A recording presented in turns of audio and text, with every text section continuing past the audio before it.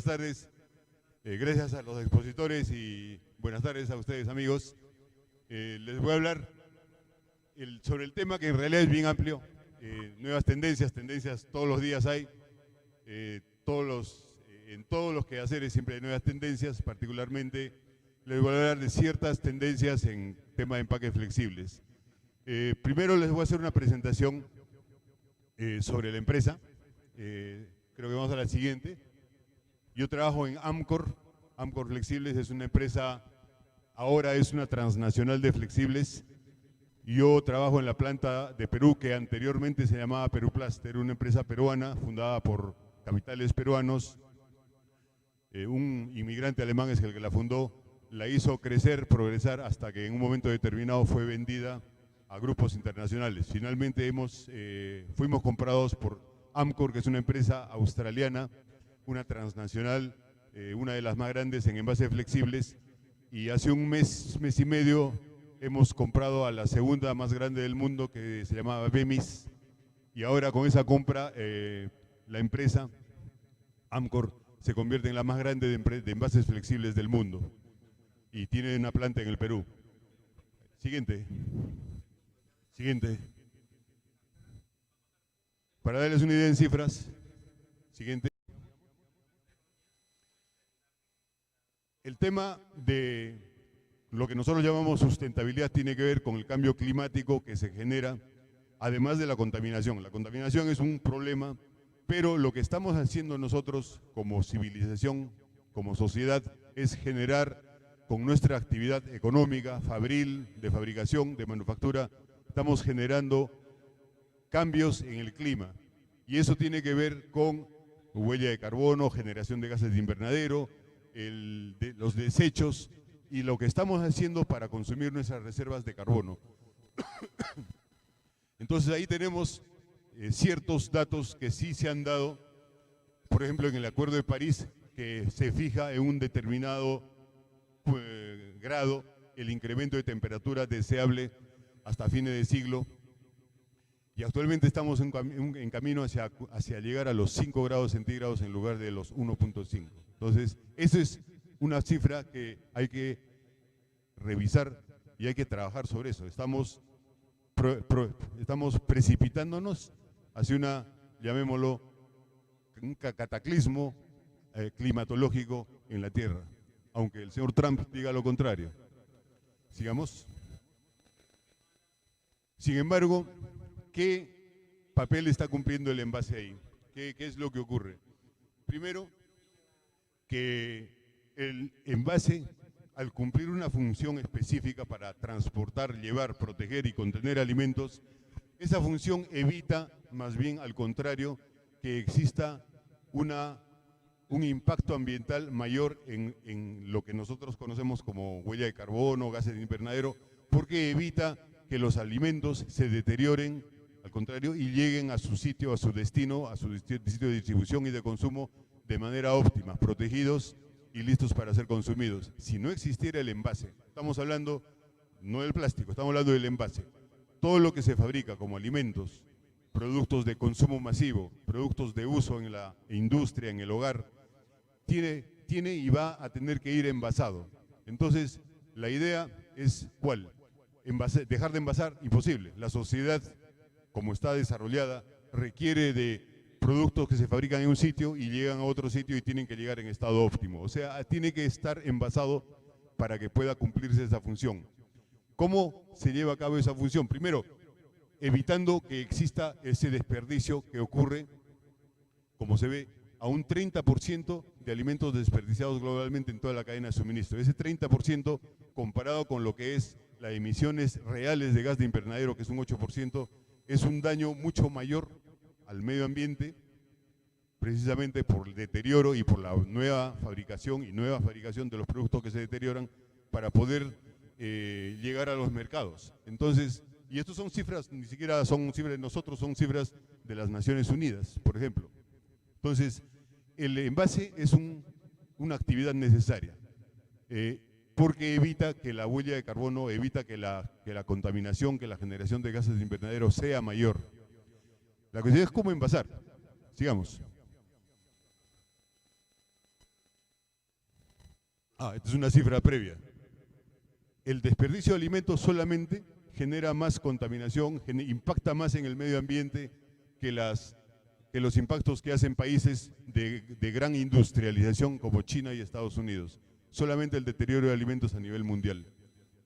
Estamos hablando de impacto en el cambio climático. Sigamos.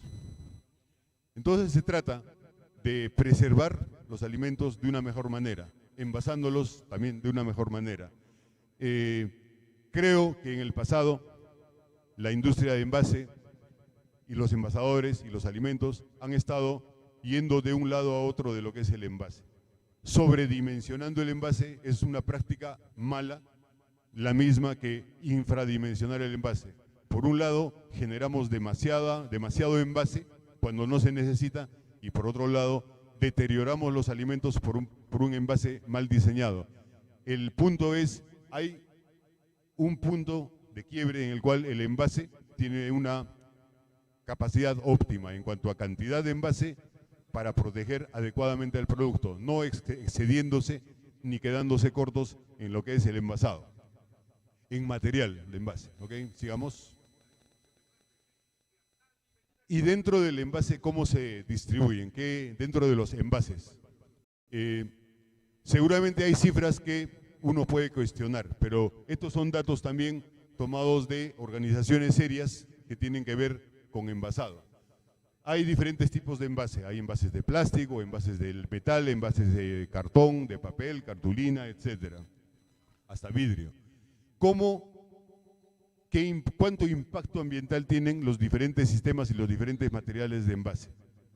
Para comenzar, uno ve el envase flexible y los otros sistemas de envase, la caja de cartón, lata de aluminio, botella de vidrio, y uno puede ver ahí cómo es el impacto del sistema de envasado en diferentes medidores ambientales. Por ejemplo, en el uso de combustibles fósiles, el empaque flexible, por su poco peso, poco volumen, poca masa,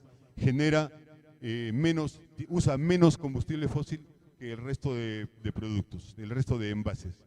Por ejemplo, el vidrio requiere mucho calor para poder fabricarse. Lamentablemente, por los amigos que tengo y muchos en la industria del vidrio, esa es una verdad, es una gran cantidad de energía que se tiene que usar para fabricar un envase de vidrio. Lo mismo que metal, probablemente lo mismo que papel, en diferentes cantidades. Las emisiones de gases de invernadero son proporcionales a eso.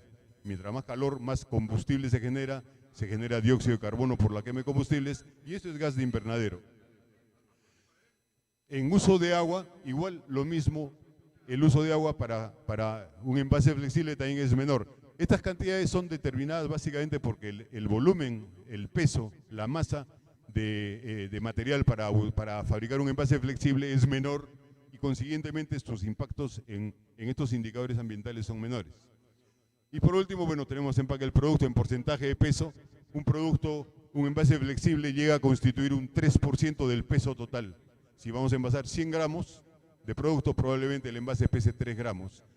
Distinto a que si envasamos en cartón o en vidrio, el peso del envase no es así. Hay muchos productos que requieren de vidrio para envasarse, de metal, etcétera, pero en cifras globales, cada distinto sistema de envasado genera una distinta huella ambiental. ¿Okay? Y en ese sentido lo que podemos ver es que envases flexibles contamina y contribuye y genera mucho menos impacto ambiental que otros sistemas de envasado. Sigamos. Nosotros, como les decía, siendo la empresa más grande de flexibles del mundo, sentimos que tenemos una gran responsabilidad con el planeta y con lo que nosotros fabricamos, y estamos tratando de llevar y tener políticas que contribuyan a reducir el impacto ambiental de lo que nosotros fabricamos.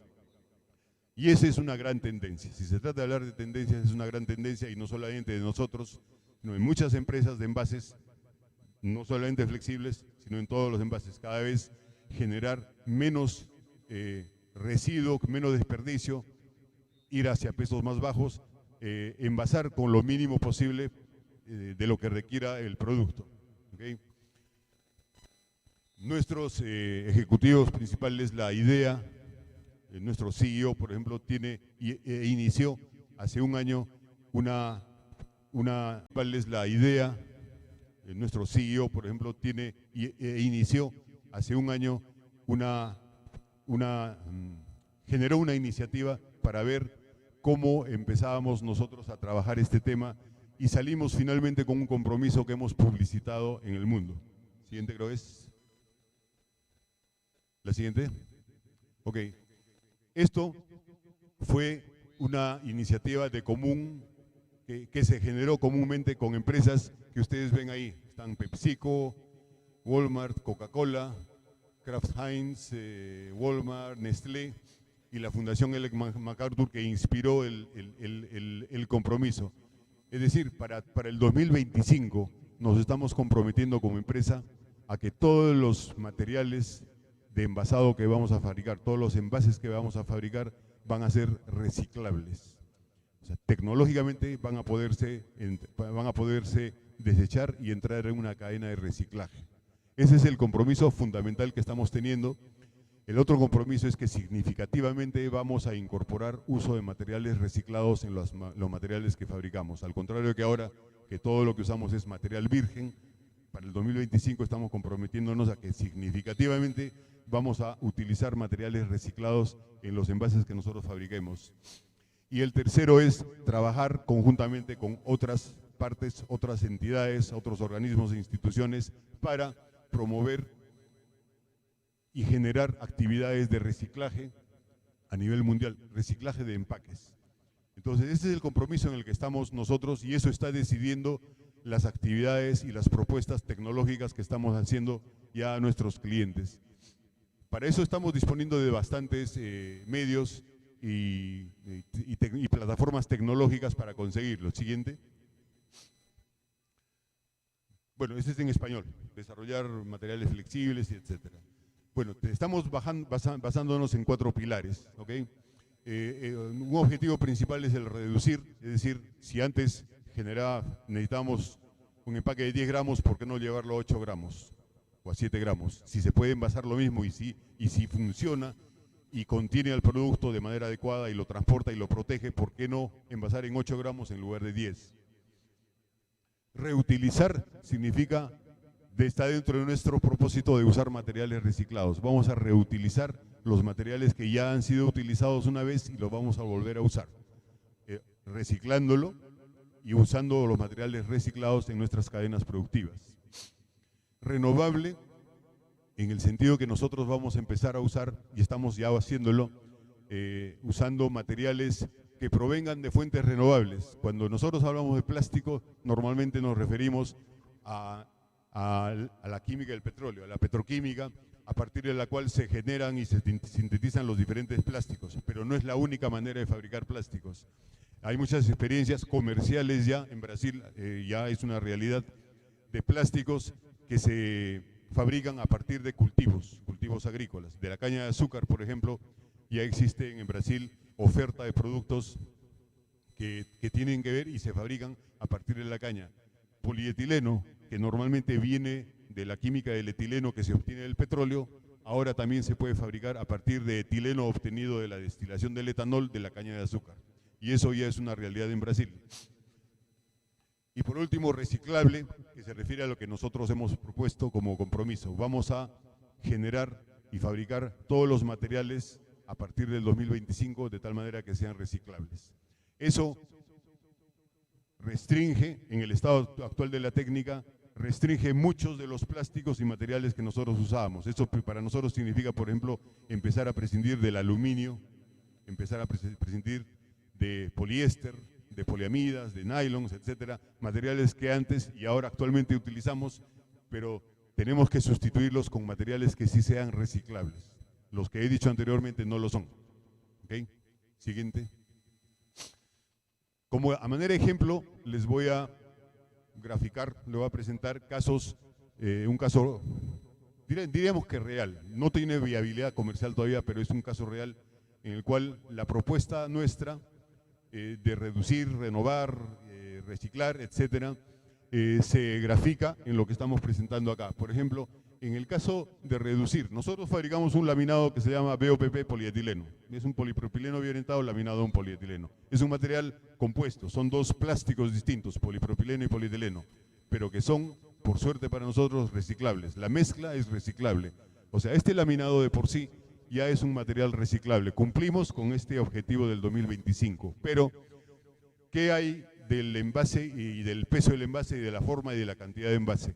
Si nosotros sabemos que estamos trabajando en quizás 70 gramos por metro cuadrado, 70 gramos de peso, ¿por qué no llevarlo a 64 o algo así? Reduciendo la capa de polietileno. Entonces, como viabilidad técnica existe y lo vamos a reducir. Y eso implica ciertas cosas, ¿no? Reducimos en 13% el espesor del polietileno, lo cual significa que es un 9% en el peso del envase. Reducción de 9% en el peso de un envase es significativo. Hay, por supuesto, riesgos técnicos de pérdida de masa del producto, el envase se va a ver muy delgado, etcétera. Pero todo eso se puede, de alguna manera, combatir. Esto es uno de los pilares que estamos aplicando. Vamos a ver a continuación cómo estos pilares se traducen en números, ¿ok? La siguiente es la siguiente propuesta que estamos transmitiendo. En el mismo laminado y con el espesor y el peso que ahora tiene, ¿por qué no sustituir parte del material virgen por material reciclado? Ya existe oferta de material reciclado, no en el Perú, existe en diferentes otros sitios. En Estados Unidos ya se recicla mucha parte del plástico y también en Brasil se está reciclando. Particularmente estamos hablando de, ven ahí ese logo que dice WeCycle, debajo de él es uno que dice Bumera. Bumera es un proveedor de plástico reciclado en el Brasil. Están reciclando con cooperativas que agrupan a recicladores, gente que recoge, que clasifica, que limpia y que finalmente lo lleva a las plantas donde se reproduce nuevamente el plástico. Y debajo tenemos a KW, que es un reciclador norteamericano que se dedica exclusivamente a reciclar botellas de leche. La botella de leche en Estados Unidos se vende en botellas de alta densidad, de polietileno de alta densidad. Es un material muy homogéneo, muy uniforme y permite rápidamente recolección, limpieza y clasificación.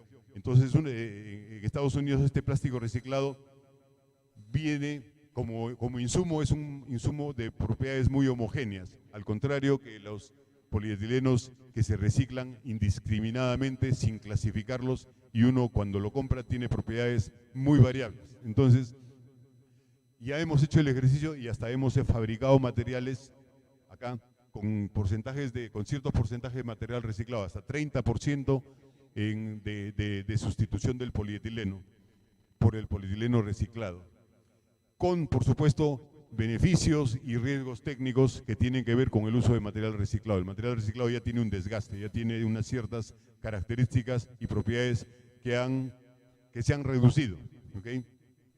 Pero hay que reutilizarlo. Si está disponible hay que reutilizarlo, apelando a los medios técnicos que se necesiten para poder reconstituir las propiedades originales. Siguiente.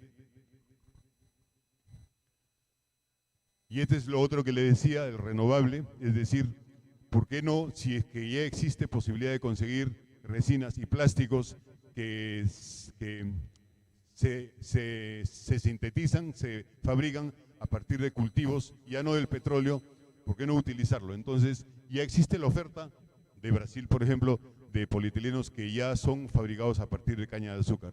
¿Por qué no utilizarlos y probarlos en los laminados que nosotros trabajamos? Entonces, este mismo laminado se ha visto, lo hemos fabricado por separado con tres distintas, de acuerdo a los tres distintos pilares. El cuarto ya está satisfecho porque el material ya es reciclable de por sí, pero le estamos incorporando a su vez material reciclado. En otro caso estamos incorporándole polietileno verde proveniente de caña de azúcar y en el otro caso estamos reduciendo su peso. El polietileno verde a todo esto es un polietileno que no consume petróleo, o sea, no estamos consumiendo los recursos, un recurso que no es renovable.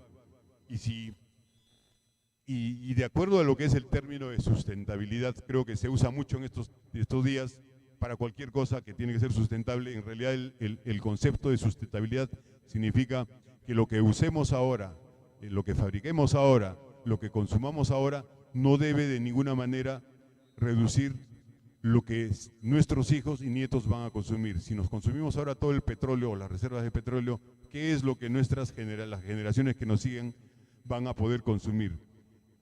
Para eso se está hablando de sustentabilidad. Ser una civilización, tener actividades sustentables significa dejar para las generaciones lo mismo y el mismo bienestar que nosotros estamos teniendo. Entonces, en ese sentido, en lugar de consumir petróleo, que es un recurso no renovable, no es algo que se renueve, lo estamos haciendo a partir de recursos renovables que son cultivos. Cada año se van renovando y se va generando nueva posibilidad de manufactura de plásticos a partir de acá. Sí.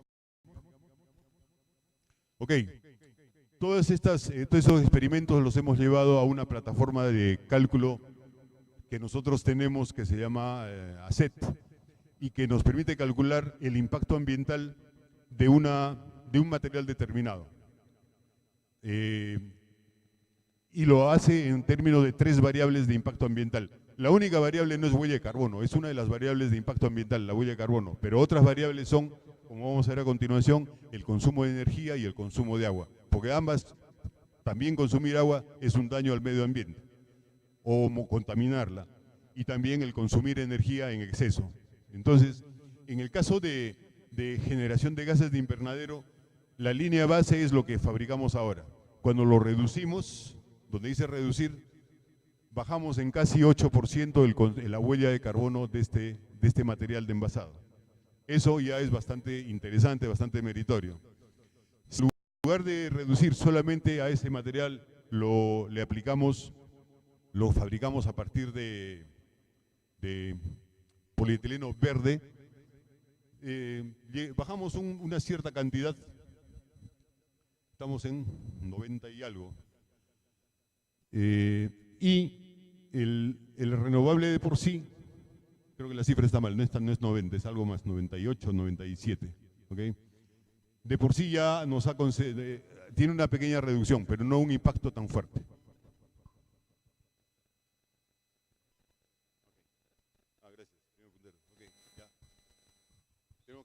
Tenemos que regresar, tenemos que llevarlo a avanzar hasta donde estaba. Ya, ok, listo.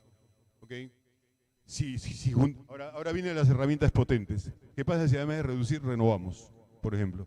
Entonces acá la tenemos. Reducir. Siguiente. Okay. Reducir más polietileno verde nos lleva a esto, más o menos un 9%. Si reducimos, reutilizamos, es decir, utilizar polietileno ya reciclado, también impactamos favorablemente. En todos los casos estamos reduciendo la huella de carbono, la generación de gases de invernadero del material original respecto a estas alternativas. ¿Okay? Sigamos. Ok, ahí está.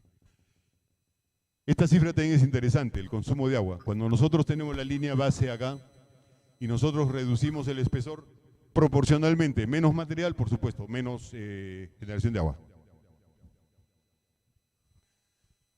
Y luego tenemos acá el consumo de agua, que acá en el caso del polietileno verde renovable es mucho mayor. Explicable por qué, porque es un cultivo, consume agua. Entonces el consumo de agua de esta alternativa es mayor. Ahí se trata de priorizar consumo de agua versus generación de gases de invernadero.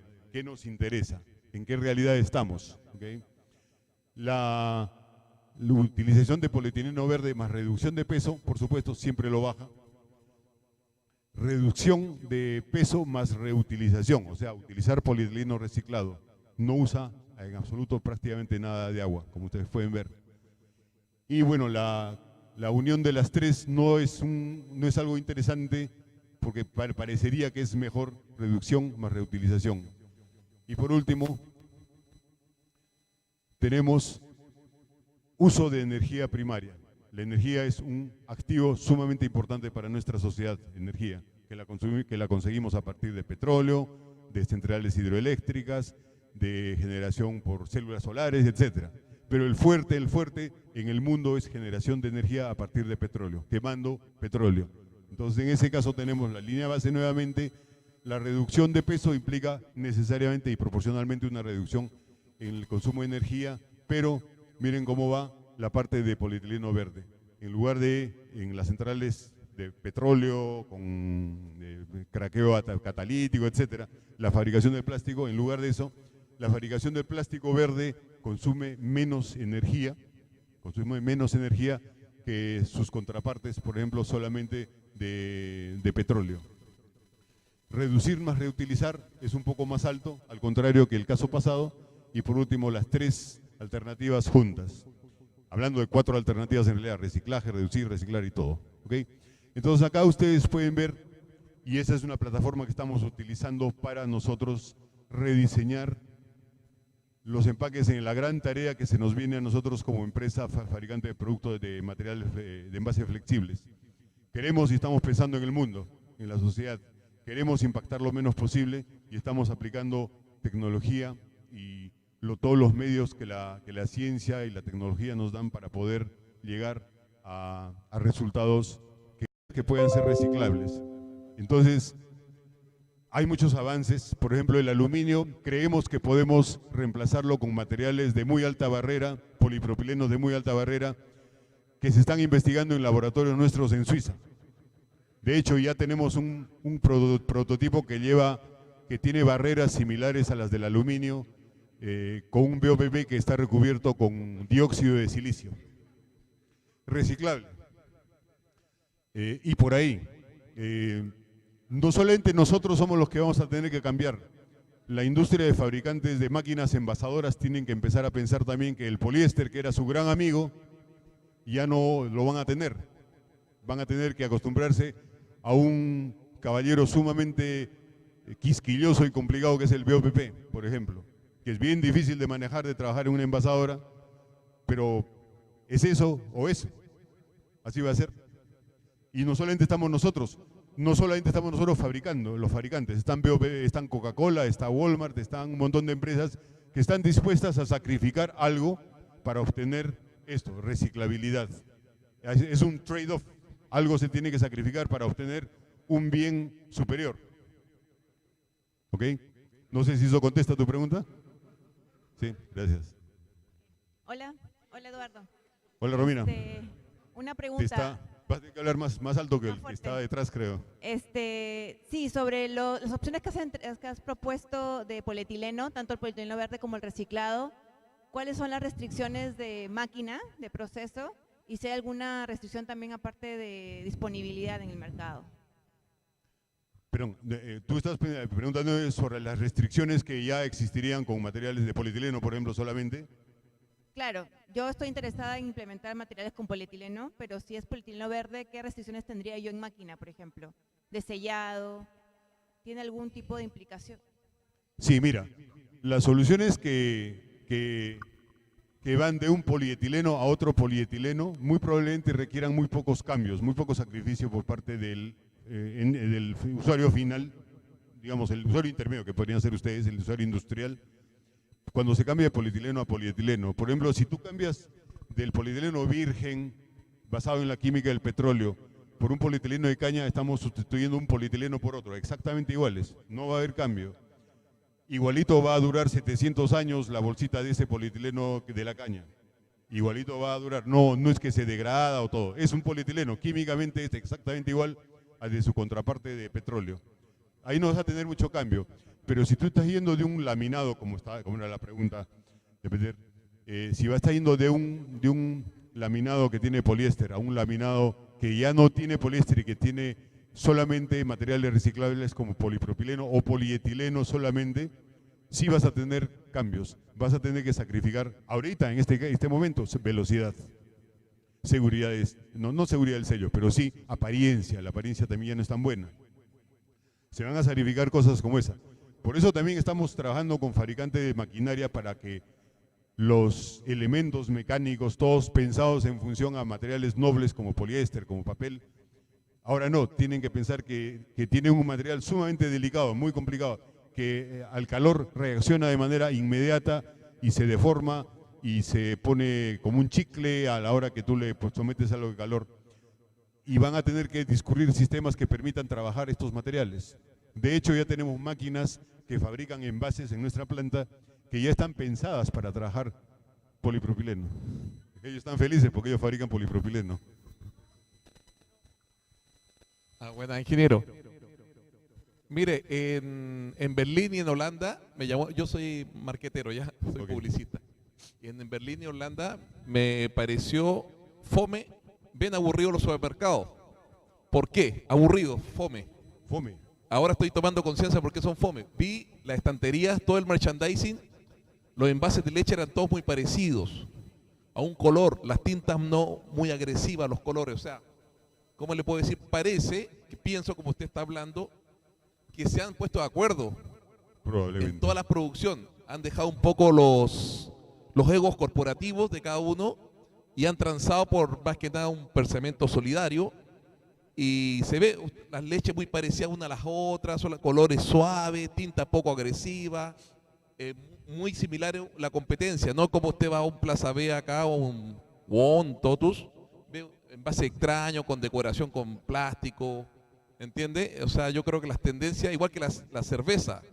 En Berlín yo tomaba cerveza y atrás había un señor que me la recogía, porque creo que por 6 envases de vidrio le dan €1. O sea, es un reciclado automático. Sí. Entonces, sería muy bueno reglamentar eso, que hicieran, dejar un poco los egos corporativos, como digo, y va contra nosotros, ¿no es cierto?, contra la tendencia, pero yo creo que vamos a llegar a eso, vamos a ver supermercados muy parejos, una cerveza a la otra va a ser muy parecida para que sea más fácil la recolección, el reciclaje, y por ende más ayuda al planeta. Yo creo que esas son las tendencias a futuro, pienso yo. Sí. Como marquetero, te voy a dar una... Ojalá que haya tiempo.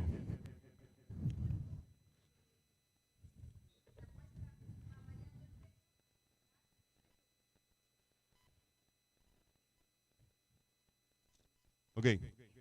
Es cierto. Mira, los envases, la industria de envases y el envase en sí no solamente protege, contiene, sino presenta el producto. Y lo tiene que presentar de una manera atractiva. Nuestra sociedad está basada en consumo, en la visión, en cómo se le llama la atención al cliente. Entonces, todo eso generó diversidad de diseños, tamaños, formatos. Cada empresa quiere llamar la atención del comprador para que compre su producto. No solamente ya es el producto, sino cómo está presentado. El motor de compra viene a ser ya eso, ¿no? Entonces, hemos exagerado seguramente en todo eso, hemos exagerado, y creo que la industria está dándose cuenta de que, bueno, no la industria, el mundo se está dando cuenta que sí, hay que repensar las cosas. No solamente nosotros nos vemos afectados, se ven afectados indirectamente ya marqueteros, todo lo que está alrededor, que está trabajando alrededor de eso. Entonces, y hasta los usuarios finales tienen que repensar las cosas.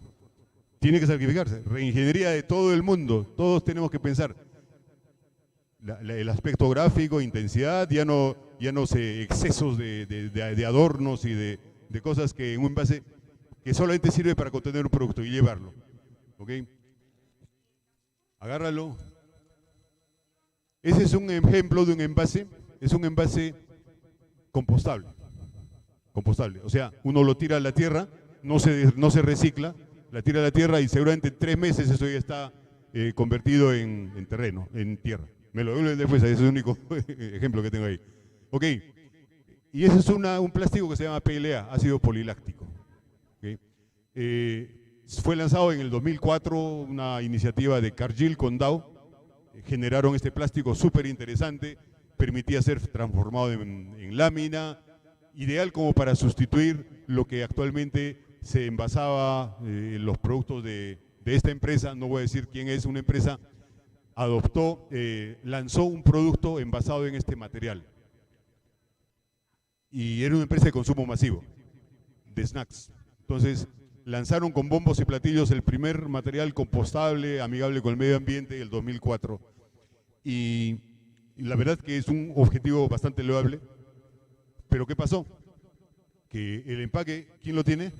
A ver, hazlo crudo, dóblalo así. Cruje demasiado, mucho ruido. Al contrario que el envase de snacks normal, que es más silencioso, el público consumidor en Estados Unidos lo rechazó, no lo quiso, porque genera mucho ruido. ¿Por qué? Por ejemplo, en el cine uno se compra su bolsita de papas Y en el cine, cuando uno abría la bolsa de papas, generaba tal ruido que todo el mundo le mandaba a callar. Uno en su televisor a las 12 de la noche abre su bolsita de papas y despierta a la esposa, y al gato y a todo el mundo. Crujía mucho. Hasta había parodias ya del envase en Facebook. Me acuerdo que leí la de un tipo que le gustaba mucho la marihuana y cuando estaba fumado, abría eso y le daban los nervios porque le da hambre, paranoia. Entonces, ¿qué pasó? La empresa lo retiró del mercado y no ha vuelto a sacar ese producto en ese envase. ¿Por qué? Porque sonaba mucho. ¿El público estaba interesado en una solución compostable, amigable con el medio ambiente? Sí, pero no sacrificó este tema. Preferían tener un envase que no fuera amigable con el medio ambiente, pero que no sonara. Ese producto se va a relanzar en otro momento con otro material que ya no suena tanto.